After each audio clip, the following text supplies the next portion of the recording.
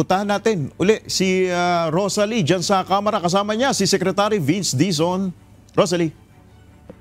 Yes, Nel at Monica, kasama sa mga highlight ng talumpati o ulat sa bayan ni Pangulong Ferdinand Bongbong Marcos Jr. Paano tutugunan yung mga suliranin sa sektor ng transportasyon. Kasama nga natin si Transportation Secretary Vince Dizon. Salamat po, Secretary. Sir, paano po i-operationalize yung mga nabanggit sa SONA ni Pangulo kasama na yung Love Bus at saka yung Dalian trains na ide-deploy o sisimulan ng gamitin next year? Tama po ba? Oo, unang-una, nakakapanindig bagahibo talaga itong SONA ng ating Pangulo, no? Napakatapang at doon mo talaga makikita yung puso ng Pangulo, no? Talagang gusto niyang matulungan ng mga kababayan natin. Kasama na dyan syempre yung ating mga commuter, no? And ang utos ng Pangulo, ang direktiba niya kanina, gawing mas madali ang pag-commute. Habang hinihintay natin yung ating mga malakihang proyekto na talagang magbibigay ng pangmatagalan na solusyon sa hirap ng ating pag-commute araw-araw, sa traffic na dinaranas natin, kailangan kahit paano naman, maibsan natin ng konti yung hirap ng mga kababayan natin. So, yung Dalian trains, bibigisan natin na para by next year, yung natitirang mga tren na hindi pa gumagana ay mapagana na natin para lalong umigsi ang pila at bumilis ang ating commute sa MRT3. Yung ating mga proyekto sa Cebu, yung Cebu BRT natin, by September, magpapilot test na tayo dyan. Kaya I'm sure excited na excited po ang ating mga kababayan sa Cebu. 10 taon mahigit na rin ang kasing hinihintay. At meron din tayong nadigay na rin na Davao Modern Bus System. Nandun nga ako nung nakaraang linggo at papaspasan din natin yan. At ito nakaka-excite talaga yung pagbuhay ng Love Bus. No? Dahil napakaganda ka ng pangalan kasi dito pinapakita talaga yung pagmamahal ng ating Pangulo at ating gobyerno sa ating mga commuter. So, sabi ng Pangulo, gawin na yung Luzon, Visayas, Mindanao. Nagpilot na po tayo sa Cebu, nagpilot na rin tayo sa Davao, at ngayon, magdidisenyo na tayo ng sistema para mapalawak natin to sa buong bansa. At ito ay gagawin natin completely libre, free. Initial target po sa bilang ng Love Bus na ide-deploy sa Luzon, Visayas, and Mindanao? Hindi pa natin masasabi yung target ngayon. Ang gagawin natin dito, dadahan-dahanin natin. Pipili tayo ng mga rota sa mga malaking syudad na pinakamaraming mga kababayan natin ang gumagamit ng rotang yon at yun ang mga uunahin natin. Kagaya na rin ang ginawa natin sa Cebu at sa Davao. Sir, promising po itong mga pagbabago at mga plano na magawa sa sektor ng transportasyon. Ibig bang sabihin yan ay kailangan nyo ng dagdag na pondo ngayong taon, sa susunod na taon kung saan ini-expect na ma-operationalize itong mga planong ito? Opo, siyempre po, kasi isusubsidize ng gobyerno yan. No? Magbibigay tayo ng subsidiya sa mga bus company, no? Para sila ay makapagbigay ng libreng sakay sa ating mga kababayan.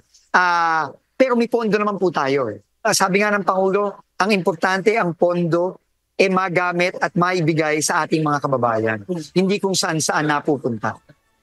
Secretary Dizon, meron lang pong tanong ang ating pong host sa studio na si Miss Monica. Yes, Monica, go ahead. Oo.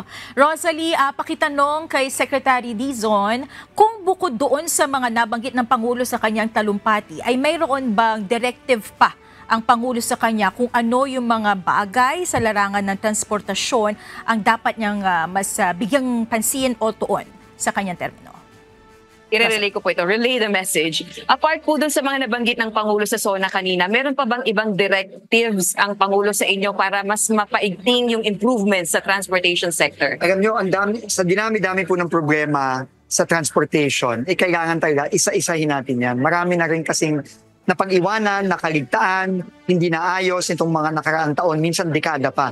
Kamukha na rin ng mga problema sa backlog ng plaka ng mga motosiklo. Ngayon lang natin naayos after 11 years, sabi nga ng ating Pangulo.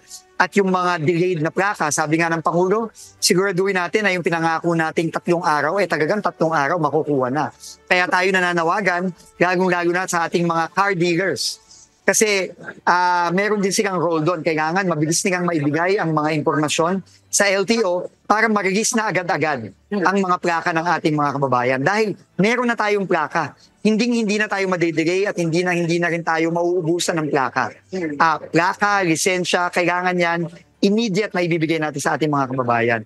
Pero aparte pa dyan, ang sabi ng Pangulo, kailangan yung mga pangmalakihan nating proyekto, kailangan talagang bilisan natin. Kung hindi man matapos ng buo, kahit partial lang, magamit na at ma-enjoy na ng ating mga kababayan. Last question na lang po. Ano po ba yung most challenging na project na maisasakatuparan niyo po within the year? Ako lahat po, challenging eh. Dahil sa kakulangan ba yan ng budget?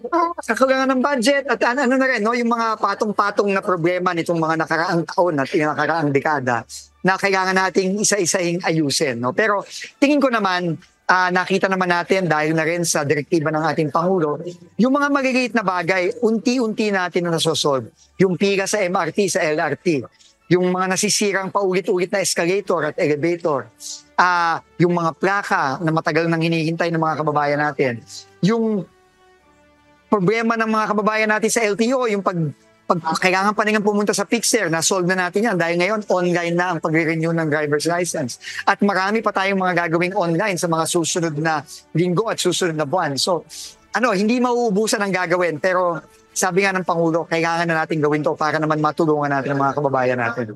Maraming salamat po, Transportation Secretary Vince Dizon. Balik sa inyo dyan sa studio, Nel and Monica.